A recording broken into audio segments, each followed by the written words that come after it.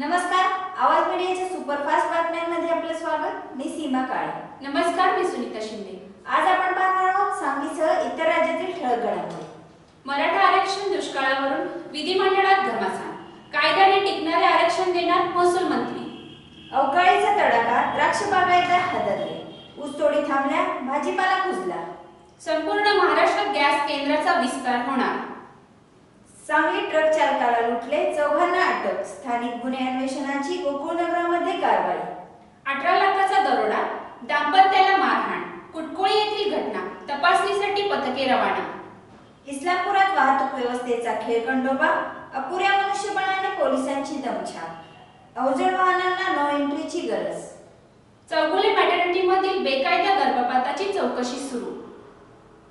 शिवसेनेची चलो अयोध्येची जय्यत तयारी, रेल्वे विमानन फुल, खास लक्झरी बसेसची व्यवस्था। मराठा क्रांती मोर्चाच्या संवाद यात्रेला प्रतिसाद, आष्टा येथून सुरुवात, वाळवा तालुक्यात गावागावात बैठका। जिल्ह्यात सलग तिसऱ्या दिवशी पाऊस, पावलेवाडीत दरड कोसळली, द्राक्ष केळीला फटका, ऊसतोड ठप्प। नमस्कार, उद्या भेटू याच वेळी। नमस्कार।